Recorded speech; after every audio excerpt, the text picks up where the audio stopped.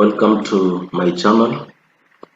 Today we look at how to solve system of linear equations by use of Cramer's rule. Recall that in the previous videos we looked at how to solve systems of linear equation by Gaussian elimination. We also looked at how to solve by Gauss-Jordan elimination, and then looked at how to solve system of linear equation by use of inverses. So today we use Cramer's rule, and Cramer's rule will be employing use of determinants.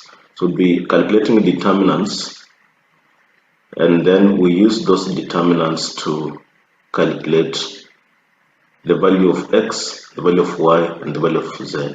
So let's begin with this example. And what you notice just before that, what you notice that for you to solve a system of linear equation by Cramer's rule, the number of linear equations must be the same as the number of variables.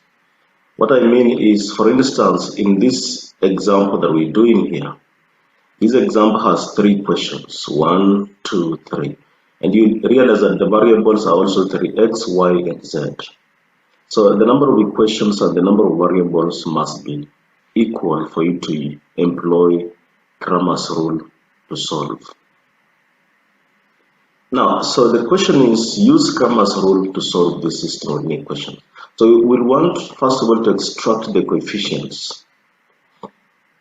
And then after extracting the coefficients of these equations, determine the determinants and use those determinants to get the solution. Now, I've written here that thus x will be given by dx over d, where dx is just the determinant with respect to x. So I'll show you how to get the determinant with respect to x, and then d is just the determinant of these coefficients here, the coefficients of this part. So the coefficients there are 3, 2, -1. We have 1, 4, -3, and -2, 3, and 5. So this determinant is what I'm calling D. This determinant is what I'm calling D. So to find the determinant with respect to x, I'll notice that this column is for the coefficients of x. So this column of the coefficients of x is what I'll substitute with the constant here. These are the constants. The constant. And that's what I've written here. I've said that to solve using Cramer's rule, replace the variable column of interest with the constant term. So the constant term is here. So the variable of interest is x, and the column for the x was this. So this column is the one I replace with a constant. And that means, therefore, that for me to find the determinant with respect to x, it's this column that I have to substitute with the constant. The constant is 1, 11, 21. And so that will give me the determinant with respect to x, dx. So if I want the determinant with respect to y, I'll replace this column of y with a constant, and the other column remains. The other columns remain the way here. So let's look at this example and how it's done.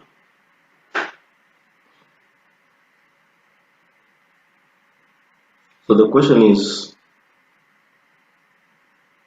use Cramer's rule to solve this, and I've already said that we will want to find a dx, then divided by d, then a dy divided by d to give us the value of y, then a dz divided by d shall give us the value of z. Let's write the coefficients. So our d, as we've already stated, our d are the coefficients of this.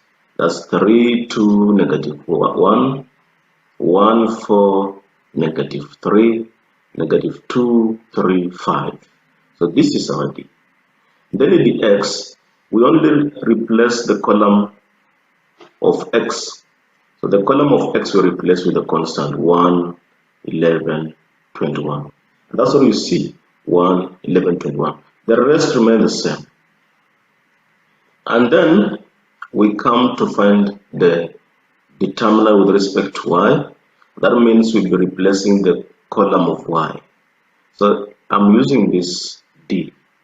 So on this d, I just replace the column of y. So the column of y I replace with this constant 1, 11, 21.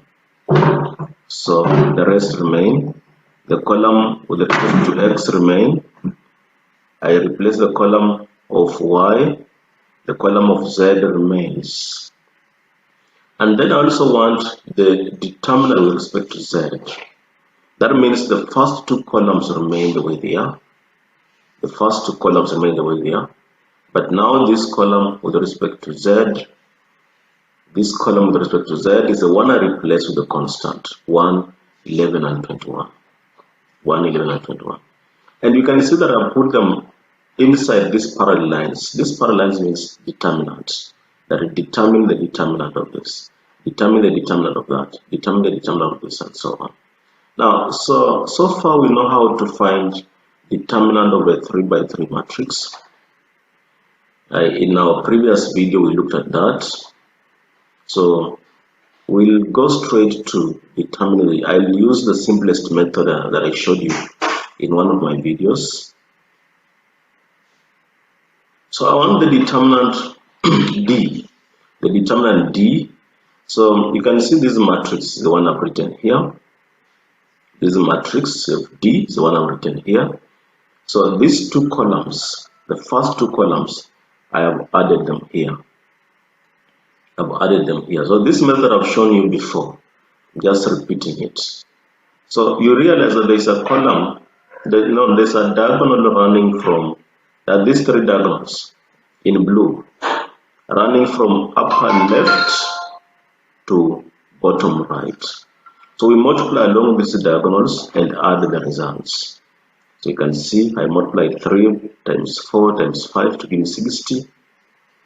2 times -3, that is -6 times -2, that gives me +12. And then this other one, -1 times 1 times 3 gives me -3. So I've multiplied along these three diagonals and added the results. Then I say minus. This time, multiply along the diagonals in red. The diagonals in red, running from top right to bottom left. So for instance, 2 times 1 times 5 is 10. So I multiply as I add the results. 3 times -3 is -9 times 3, that is -27. And then this other one, -1 times 4 times -2 is 8. So I add the results in the first bracket, add the results in the second bracket, and subtract the two results. I get 78. So 78 is our D. The determinant D is 78. So I do the same for dx to find the determinant with respect to x. So I've done that in the next page here.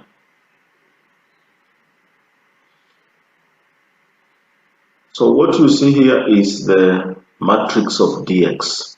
Matrix in dx. I take the two columns and add them here. Multiply along the blue diagonals as I add the results. 1 times 4 times 5 is 20.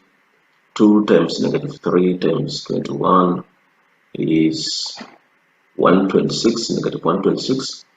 And then -1 times 11 times 3 is -33. I add those results. Then I come to this other diagonal in red and multiply, add the results, and the results are here. When I subtract these two, I get -156.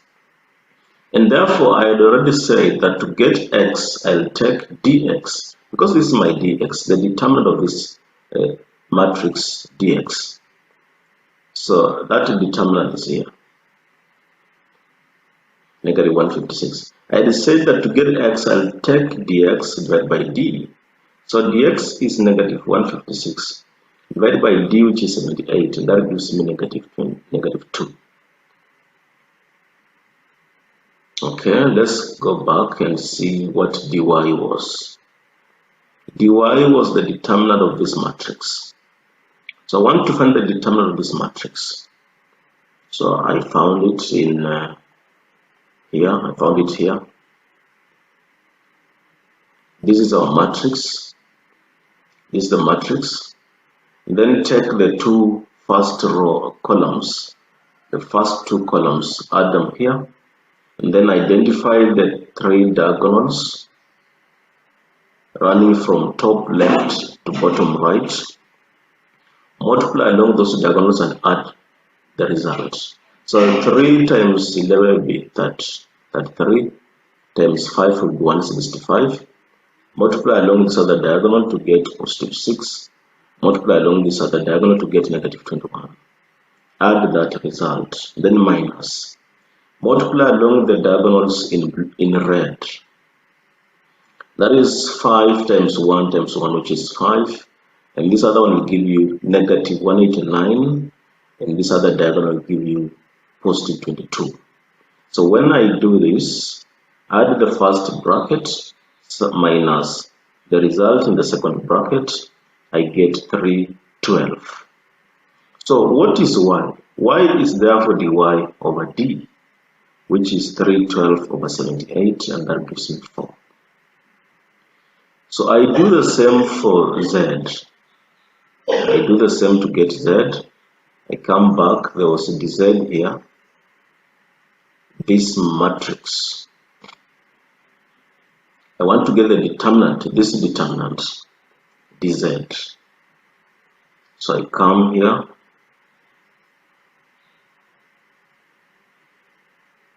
this is the matrix dz. Take the first two columns and add them here, and do what you've been doing, multiply along the blue diagonals, and as you add the result, you get 252 minus 44 plus 3. Then multiply along the red diagonals, you get 42 plus 99 minus 8. Now, this first bracket minus the second bracket, the answer is 78. So z is dz over d, which is 78 out of 78. That gives us 1. So we now have the value of x, y, and z. So what is the solution to the system? We say the solution to the system shall be written in vector form, the value of x, the value of y, and the value of z. So this is the solution to that system. Let's pick one more example. Let's pick one more example, and then we see, so that we can master how to use Cramer's rule. And the example is here, use Cramer's rule to solve the following system. The system is a plus 2b plus negative 4c is 2. So you can see the system that it has two equations, and the variable, no, it has 3 equations, and the variables are 3. So since the number of equations and the number of variables are the same, Cramer's rule can be employed. So we know that to get A, we shall take dA out of D. To get B, we shall take dB out of D. And to get C, we shall take dC out of C. No, out of D. So what is interesting here is how we get dA, dB, dC, and D. So we just repeat the same process, that D shall be the determinant of the coefficients that we are seeing here. The coefficients here 1, 2, negative 4, negative 1, negative 1, 3, negative 1, negative 2, 5. And that's what we're seeing here. That is the determinant that gives us D. And then to get the determinant with respect to A, we shall replace this column of A with the constant column 2, 3, 5. That's what we're seeing here, 2, 3, 5. And the rest of these columns remain the way they are. And then we come to find the determinant with respect to B. So the rest, the column of A remains, the column of C remains, but this column of B, we replace it with the constant 235. 235. And then what is DC? The determinant with respect to C. So the column of A remains, the column of B remains, but this column of C is the one that we substitute. We replace with this constant column. And that's what you see here. So we now come straight to determining the determinant. These determinants D, DA, DB, and the DC. And there are so many ways of doing calculating the determinants. So since it's a 3 by 3 matrix, let me use the same method that we used in example 1.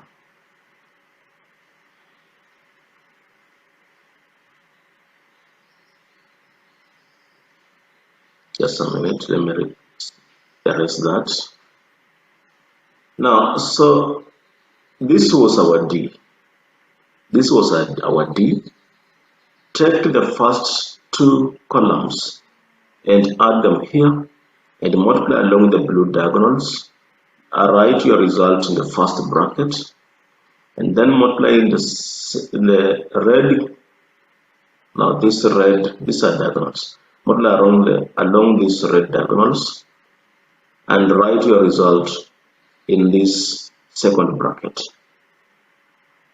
So for instance, this would be 2 times negative 1 times 5. That will give us negative 10.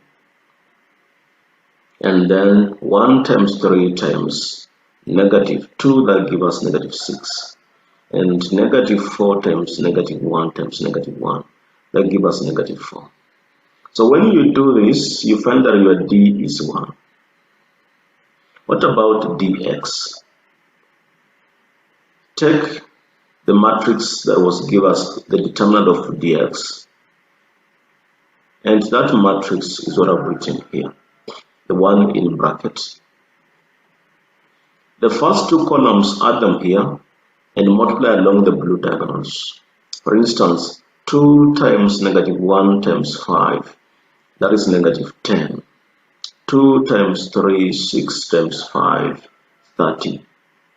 Negative 4 times 3 is negative 12, times negative 2 is positive 24. Write that result in this first bracket, then minus. In the second bracket, write what you get when you multiply along the red diagonals. When you do this, you get 6 as the determinant with respect to A. So what is A? A is dA over D. That is 6 over 1, which gives you 6. Let's proceed to find the determinant with respect to B. That is dB. So the matrix there was this one in bracket. Multiply along the blue diagonals and write your result in this first bracket. Multiply along the red diagonals and write your result in this other bracket. Now I'm going through very fast in determining the determinants because I had already gone through this in our earlier video. I already showed you how to find the determinant of matrices. So when you do this, you find that dB is 12. So what is B? B is dB out of D, which is 12 out of 1, and that gives you 12. We do the same to get C, and when you do that, you find that your C is 7. Your C is 7. So you have the value of A, the value of B, and the value of C, and therefore the result, the solution of that system is written in vector form as 6, 12, 7. So 6 is the value of X, no, the value of A, 12 is the value of B, and 7 is the value of C. And that is how we solve a system of linear equation by Cramer's rule. So I'll be loading other videos. That means that if you've not subscribed, you can subscribe so that when I load the video, you can automatically see it. Thank you.